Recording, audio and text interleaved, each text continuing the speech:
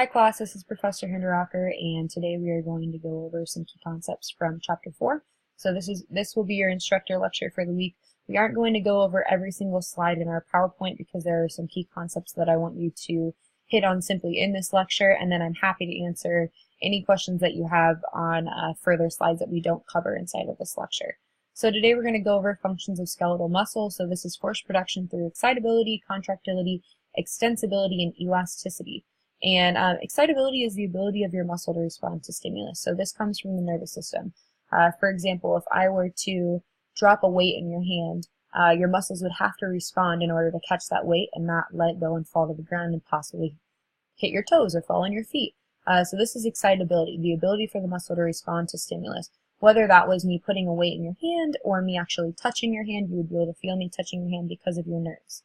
Contractility is exactly what it sounds like. Contraction, it's activity and or action. It refers to the muscle's ability to generate a pull, tension, or force. So going back to the example of a weight, if I were to put a dumbbell in your hand, your muscle would have to generate a pull, tension, and or force to hold that weight in place.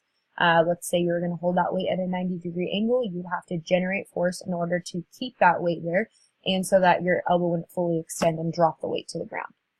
Third is extensibility, so this describes the ability of the muscle to lengthen and stretch, generating force over a wave of length. So this would include our flexion and extension in the sagittal plane at the elbow joint. So describing the ability of the muscle to lengthen and stretch, our muscle is going to be shortening as we bring the weight up and then lengthening as we bring the weight down, and this generates force over the whole range of motion. Fourth is elasticity, so this refers to a tissue's ability to return to its original length and shape after an applied force is removed. So let's say that I take the weight out of your hand. Well, you're no longer holding that weight. You're no longer having to generate force and hold the resistance that's in your hand, so your muscles are allowed to relax and go back to their original shape. And we are going to move on to the next slide. Types of muscle contraction. So there's three types of contractions.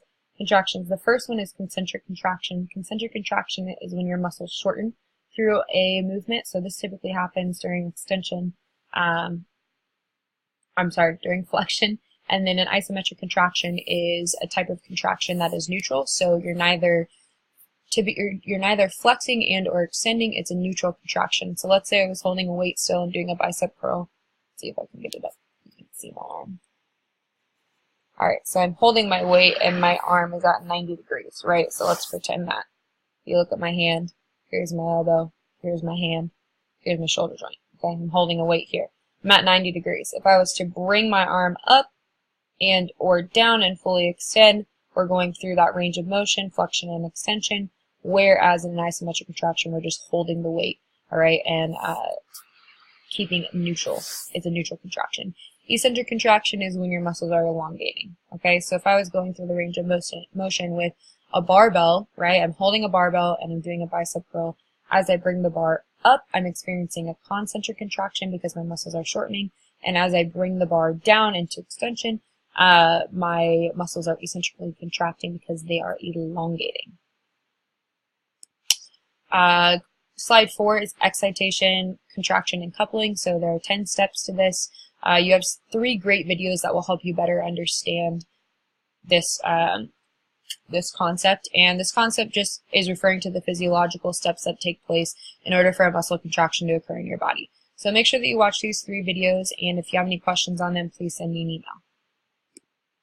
Muscle fiber types. There are 3 muscle fiber types. Type 1, which is slow oxidative, type 2A, and type 2BX. So type 2A is fast fatigue resistant, and type 2X is fast fatigable and fast glycolytic. So all 3 of these you can better understand through this video link that is presented to you.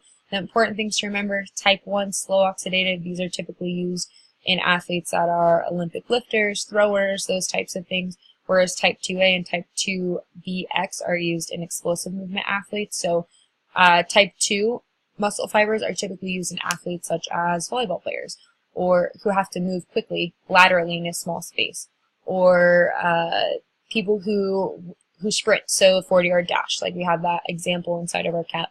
40-yard dash is a perfect example of a type 2 muscle fiber that needs to be recruited. Type 1, like I said, Olympic lifters, more stationary sports, those types of things. So go ahead and view that video. If you need help, please send me an email and I will help you better understand those 3 types of muscle fibers. Length tension relationship and stretch shortening cycle. Length tension relationship is pretty straightforward inside of your text. And stretch shortening cycle, you have 2 different videos that you can watch as examples. So watch those videos. If you have questions, send me an email. The last thing that we are going to cover is muscle injury. So oftentimes muscle injury occurs during forced lengthening, which is eccentric contraction. So your muscles are lengthening during the action at the joint. And it happens when you're trying to control or decelerate high velocity movement. So an example of this would be if 2 volleyball players are running towards each other, but they don't realize that they're running towards each other. They're both looking up at the ceiling, looking at the ball. One of them, let's say it's me, I am realizing, oh, there's someone in front of me and I need to change direction so that I don't slam into her and take out her knee. So as I'm approaching her, I quickly pivot with my right foot. I stick my right foot down and I pivot in the opposite direction. I'm decelerating. However, as I decelerate, I am lengthening almost all of the muscles inside of my leg, my right leg, and I'm pushing off, right? So I decelerate and I pivot at the same time. If I do not do it this correctly, I can actually tear my MCL, my ACL, my LCL, and all kinds of other things. So this is really common during an eccentric contraction, lengthening of the muscles.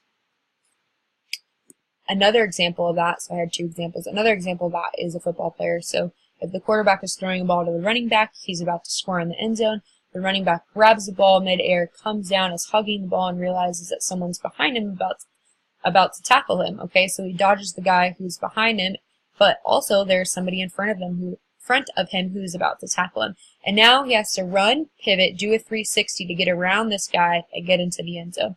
So as he pivots, he decelerates and comes around, right? He sticks his foot on the ground. He decelerates, does a 360, and turns around.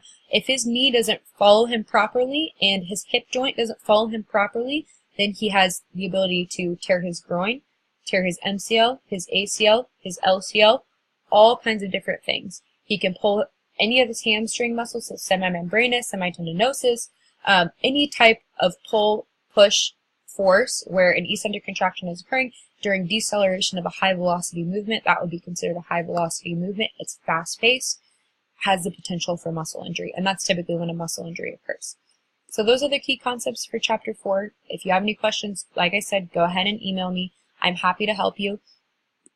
If for some reason we do not understand excitation, contraction, and coupling, please send me an email and I will make a separate video that encompasses all 10 steps. This can be found on page 72 of your book. We need to understand physiologically what's going on inside of our body during a muscle contraction. So if we're really struggling with this, let me know through an email and I will make a separate video to help you better understand all 10 steps. And with that, I will let you all go. I hope you enjoyed this video and that helped you better understand the material. Have a wonderful rest of your evening.